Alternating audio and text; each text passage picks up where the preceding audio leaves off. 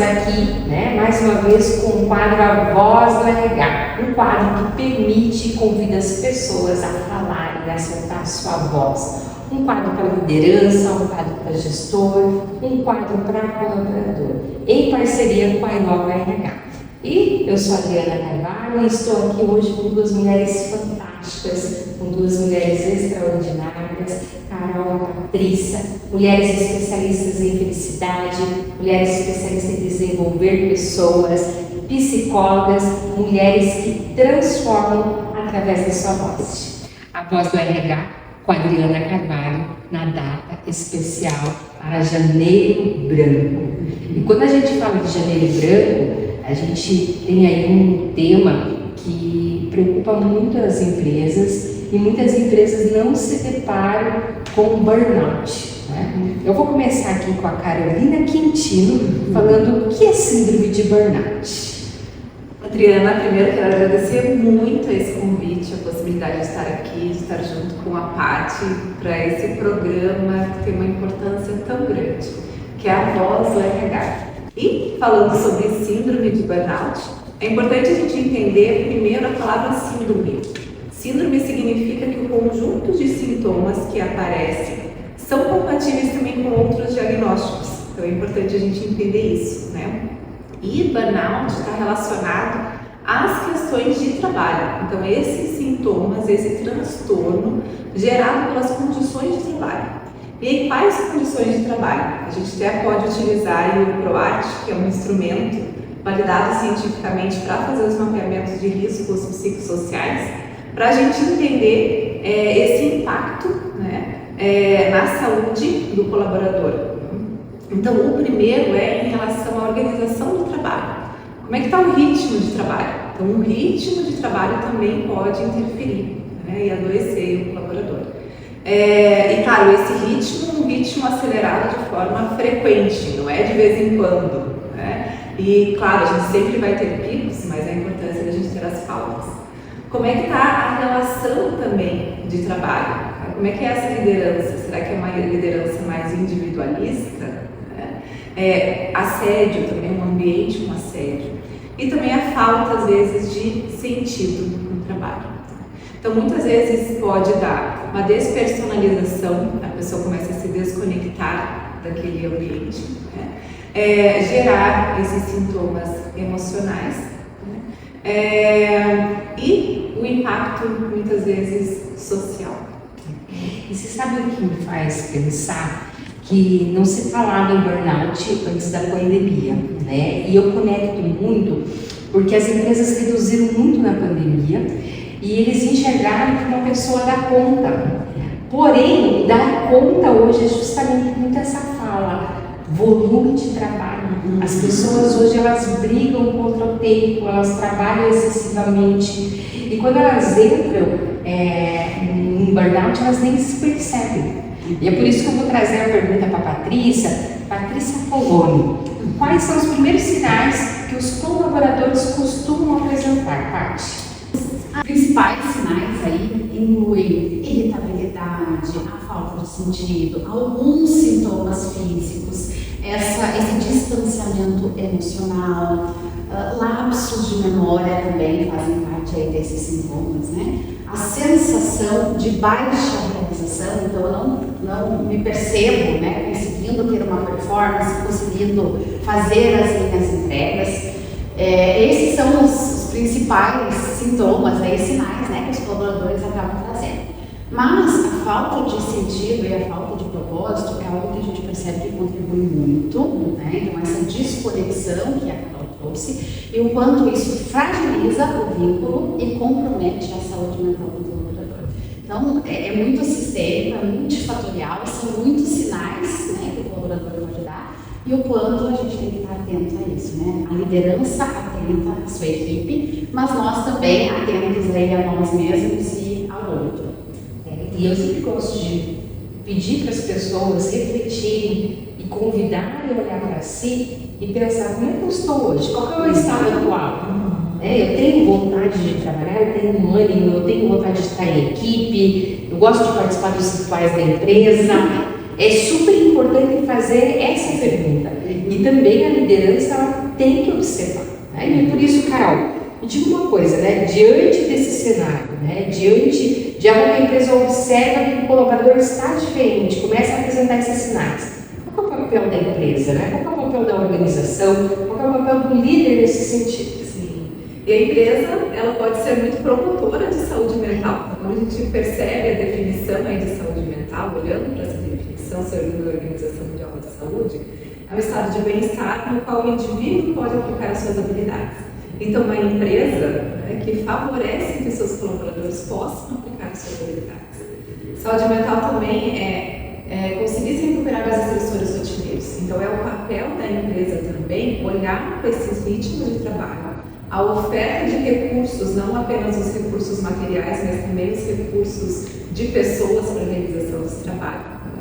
E saúde mental também é ser produtivo e contribuir com a sua comunidade. Então, um ambiente que existe segurança psicológica é um ambiente que as pessoas sentem que elas podem contribuir, é um ambiente que elas sentem que elas podem aprender. Então, as empresas e os líderes investirem aí num ambiente com segurança psicológica é importantíssimo para que a gente previna aí burnout. Prevenção, né? Agir com coerência.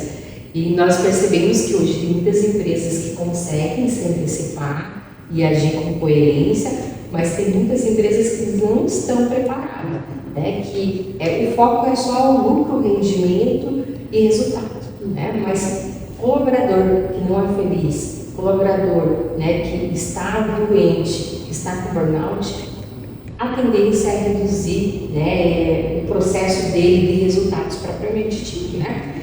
Agir com um discurso bonito, falar bonito é uma coisa, mas na prática é outra. E o que isso, Paty, hoje pode fortalecer na organização? Que vínculo pode trazer para a organização hoje esse olhar humanizado, o cuidado emocional dos colaboradores? Eu acho que tem um ponto bem importante aí que a gente não pode esquecer, que o líder também é um trabalhador, que o líder também é um colaborador. Então, cuidar da saúde mental das pessoas no ambiente do trabalho precisa ser coerente, né? Um líder que é cuidado, ele cuida melhor, né? Então, este ambiente ele pode ser promotor de saúde, de cuidado, mas ele também pode ser um ambiente adoecedor. Então, tem que ter coerência. A gente não pode exigir da liderança que ele cuide da sua equipe, dos seus colaboradores, se ele não é bem cuidado. E essa cultura de segurança psicológica, de cuidado, ela é pautada diariamente pela liderança, pela postura da liderança no dia a dia. Então tem que ser coerente, tem que ser sistêmico, de novo, né? Tem que ser multifatorial e todos, né, inclusive a empresa, se responsabilizar, né, por essa cultura tão importante no cuidado com as pessoas e no cuidado com a saúde mental. Maravilha. Meninas, e se a gente conectar a NRM com Janeiro Branco, né, com o momento que o mundo está vivendo hoje de aceleração do tempo, né? Queria que vocês duas, né, para a gente basicamente entrar no final da nossa fala, me dessem um exemplo o que a NRM pode contribuir muito nessa jornada e como que a gente pode fazer para poder trazer uma diferença dentro das organizações. Pode trazer primeiro a sua fala, Carol. A NR1 aí traz esse mapeamento dos riscos psicossociais.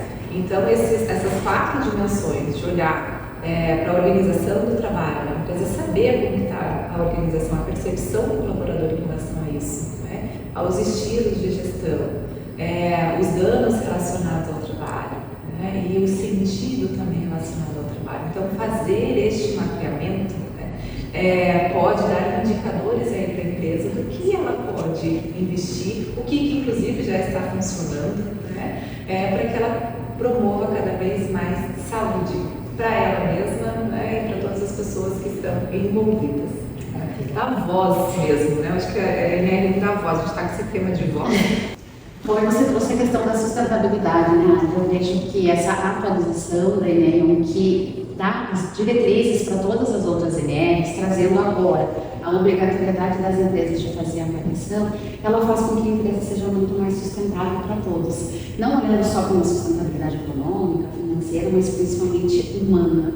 Então, dar voz, fazer essa avaliação e não promover mais ações de forma intuitiva somente. mas indo em loco, ouvindo as pessoas, entendendo, colocando esse processo de avaliação dentro do seu cronograma para que isso realmente seja algo que precise, né, ser visto com mais cuidado, dentro de um cronograma específico e com compromisso. Maravilha, que fantástica a fala de vocês. E eu enxergo hoje, né, eu trabalho com RH há mais de 20 anos, né, e o olhar para o humano hoje ele tem sido o convite, né? Eu sempre digo que pessoas fazem parte de empresas, mas empresas sem pessoas não é nada. Então, o quão importante é você olhar o colaborador, entender o porquê algumas situações estão ocorrendo, entender a essência da pessoa e dar voz a esse colaborador, para que ele não chegue num ponto de ter que se afastar por conta do burnout. E para nós fecharmos o nosso quadro, queria que vocês deixassem uma mensagem, né, para as empresas e para aquele colaborador que hoje de repente enxerga que a saúde mental dele não está dentro do que ele gostaria que estivesse, dentro de uma normalidade por conta do dia a dia e por conta, né, que a vida acabou empurrando ele para esse momento. Porque as pessoas elas não entendem muitas vezes e acham que é frescura. Não é frescura, né? Existe uma história por detrás. Eu sempre digo que a vida ela não é feita de momentos, a vida ela é feita de histórias. Né? Então, Carol, qual a mensagem que você deixa para as empresas e para a pessoa que de repente está passando por um momento de tribulação, por favor? Para as empresas, esse movimento, até inclusive é o nosso propósito, né, que é poder despertar o melhor, que há primeiro em si, no outro e no meio. Que esse colaborador que está em sofrimento também possa ter uma expressão, possa ter uma voz aí de pedir ajuda, né, e de poder expressar também o melhor dele, né, de poder pedir essa ajuda para desenvolver o melhor dele. E quero te agradecer muito por este convite e por este movimento, parabenizar. Obrigada. Tati. Bom, eu também já quero agradecer, né, por este momento, por este encontro, né, por essa troca aqui.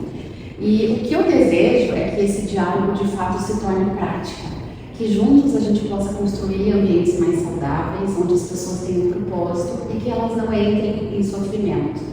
E para os colaboradores, o convite, né, que eu gostaria de fazer é que eles se coloquem na agenda, né, que muitas vezes a gente precisa desacelerar para continuar em movimento. Então se coloquem na agenda, se tem algo que está incomodando, procure a sua liderança, se exponha mais, né, procure ajuda. E se você perceber que tem alguém que talvez não esteja assim tão bem no seu ambiente, que da forma correta você procure também ajudar, né, e ofertar apoio.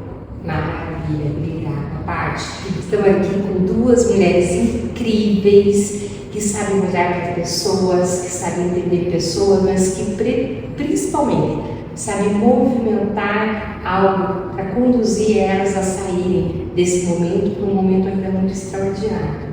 Então, meninas, obrigada pelo tempo de vocês e eu acho super importante a gente olhar para as pessoas hoje, dar voz a quem se cala, a quem se silencia. Esse é o papel que o nosso quadro, a Voz do RH, tem, dar voz a quem precisa. Agradecemos em especial as duas por estarem aqui conosco e a Voz do RH deixou um mimo, uma caixa, abram a caixa aí para vocês, tem um kitzinho aí dentro. Através da sua voz, vidas são transformadas. Que incrível!